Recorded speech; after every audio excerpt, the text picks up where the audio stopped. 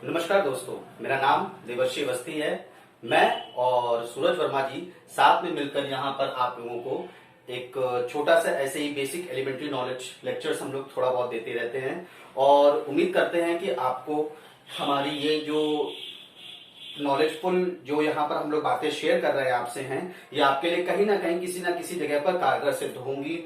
आपको आगे आपके एलिमेंट्री चीजों को मजबूत करने के लिए, आपके बैंक, एसएससी, एनडीए, बाकी और अदर पहले एग्जाम्स में आपको इन सब चीजों की मजबूती के लिए ये सब चीजें काफी कारगर है। हमारे साथ सूरज वर्मा जी जनरल नॉलेज और जनरल रीजनिंग के बारे में क्लियरली ये सब चीजों के बारे में बताते हैं और मैं आपको फिजिक्स और मैथ्स के बारे में ये चीजें क्लियरली एक्सप्लेन करता हूं।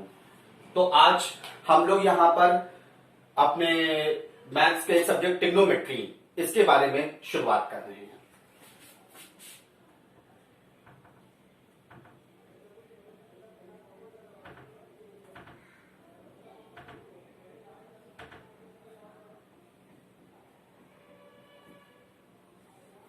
दोस्तों की जैसा मैं पहले आपको बता चुका हूं कि मैथ्स और फिजिक्स ऐसा एक विषय है जिसमें आपको किसी भी तरीके से कोई भी चीज आपको लर्न करने की जरूरत नहीं है। आपको उन चीजों को सिर्फ समझने की जरूरत है कि वो कैसे एक दूसरे से इंटरमिंगल है, उनके बीच में क्या रिलेशनशिप है, दो कोई भी टर्म्स के बीच में क्या रिलेशनशिप है, आपको सिर्फ उसको समझने की जरूरत है। अपने आप ही तीसरा ऑब्जेक्ट उसको सस्टेन और जस्टिफाई कर देगा।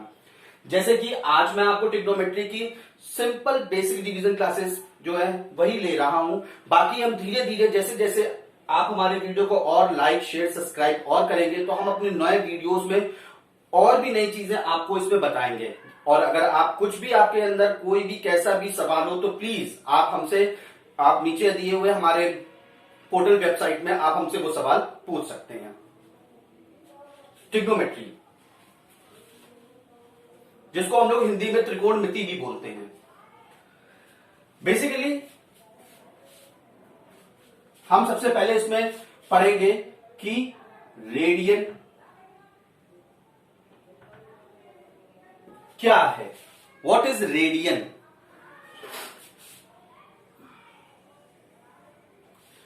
एक सर्किल में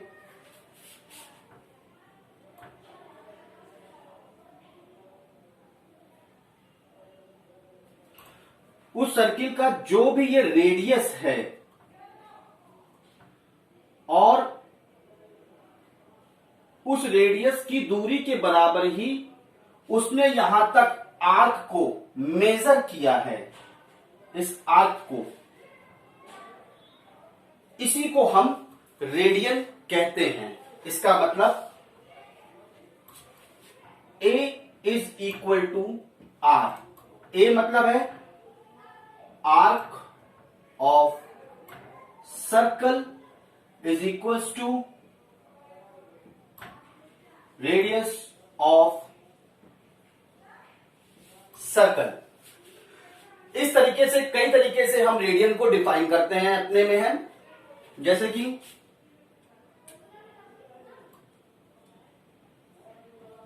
एक रेडियन जो होता है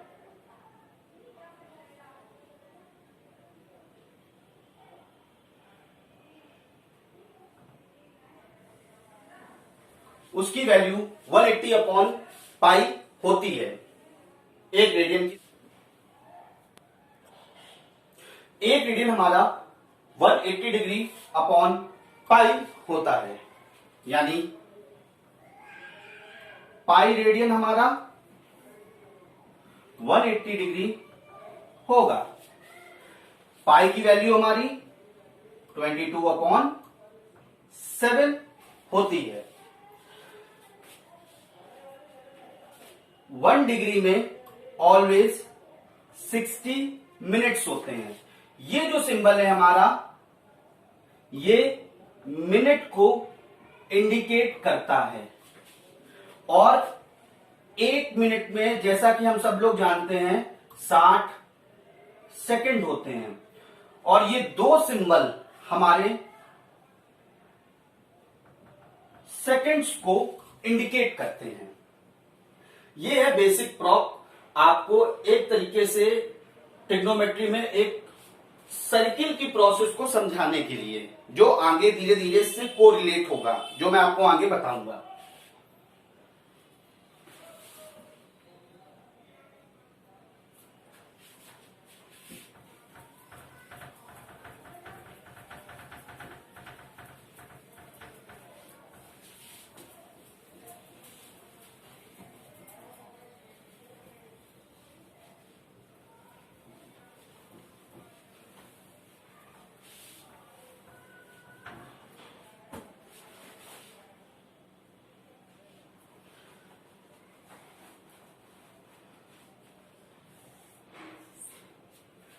दोस्तों बेसिकली ट्रिग्नोमेट्रीज को डिफाइन करने के लिए हम लोगों के पास वेरियस फॉर्मुलेज, वेरियस एग्जांपल्स होते हैं, जिसके लिए सबसे पहला है पाइथागोरस थ्योरम।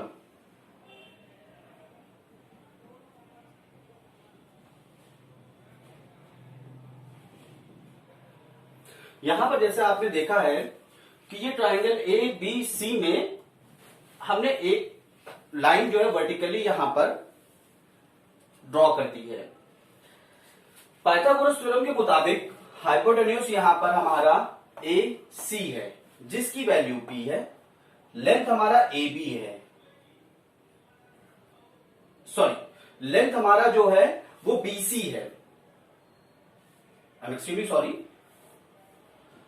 लेंथ हमारी जो है वो बीसी है, जिसकी वैल्यू हमारी ए है, और बेस हमारा वो ए बी है, जिसकी वैल्यू हमारी सी है।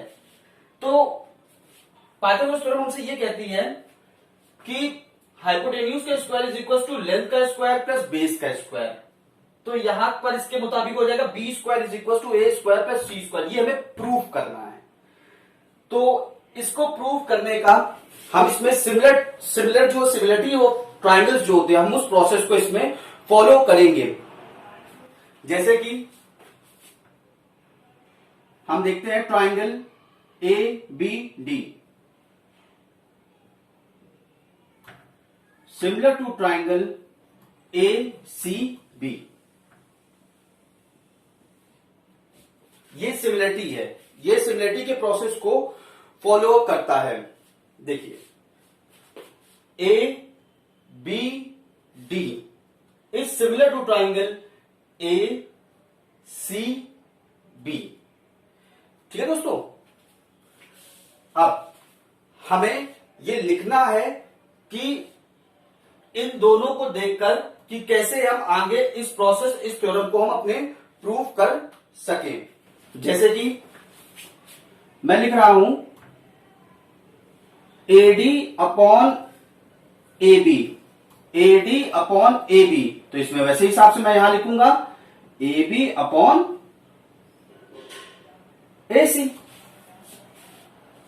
जो आपने यहां लिखा है, जिस फॉलोअप को यहां किया है, वही आपको फॉलोअप यहां करना है। ए डी अगर फर्स्ट थर्ड यहां पर आपने लिखा है तो यहां भी फर्स्ट थर्ड ए बी, बस। यहां पे अगर आपने फर्स्ट सेकंड लिखा है ए बी, तो यहां पर भी आपको ए सी। अब मैं इसको आगे और सॉल्व कर लेता हूं, तो ये बनता है जाकर A B square is equal to A D into A C. ये हमारी इक्वेशन 1 हो जाती है, जो हमने सिमिलरिटी से यहां पर प्रूव किया था। अब हम दूसरे ट्राइंगल की तरफ बढ़ते हैं, triangle B C D with complete whole triangle of A C B. Triangle B C D is similar to triangle A C B. B C D triangle to A C B. अब जैसा हमने पहले similarity के वे में define किया था, अब हमें यहां पर वैसे ही फिर से डिफाइन करना है। जैसे कि B C upon C D, मैंने पहले दो को लिया है और लास्ट दो को लिया है, यहां पर है छोटे ट्राइंगल से। तो बड़े ट्राइंगल से भी मैं पहले दो को और लास्ट दो को ही लूंगा। यहां पर ए सी अपॉन बी सी, आप सीबी लिखिए या बीसी लिखिए, बात एक ही है, कोई डिफरेंस नहीं है। अब आप इसका भी क्रॉस मल्टीप्लाई कर लीजिए, तो ये बनता है BC square is equal to AC into CD. ये आपकी बन जाती है सेकंड इक्वेशन। अब मैं क्या करता हूं, इक्वेशन 1 और इक्वेशन 2 दोनों को मैं ऐड कर देता हूं। एडिंग 1 प्लस 2, तो क्या आ रहा है, A B square plus B C square is equal to, अब मैं उन दोनों की वैल्यू रखता हूं। ए बी की वैल्यू हमारी ये है AD into A C, plus BC की वैल्यू हमारी ये है ए सी इंटू सी डी। ठीक है दोस्तों, अब इसमें मैं आगे बढ़ रहा हूं, तो हम देखते हैं A B square plus B C square को मैंने यूं ही लिखा रहने दिया है, और इसमें मुझे ए सी कॉमन मिल रहा है, तो मैंने ए सी को बाहर निकाल लिया है और अंदर बचता है हमारा एडी प्लस सी डी।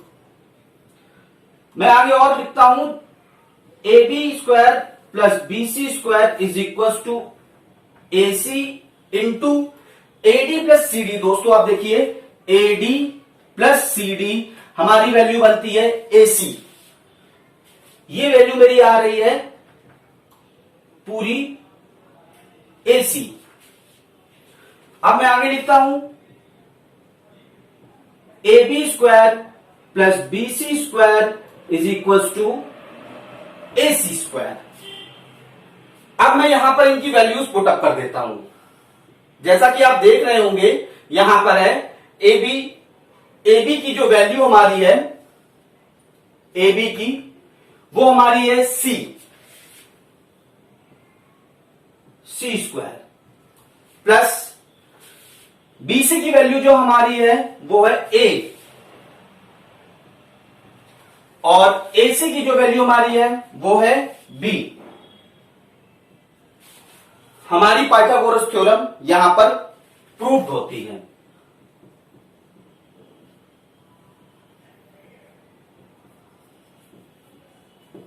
दोस्त, ये तरीका है पाइथागोरस थ्योरम प्रूव करने का, जिससे हम ये अटेन करते हैं कि in a right angle triangle hypotenuse square is equal to base square plus perpendicular square.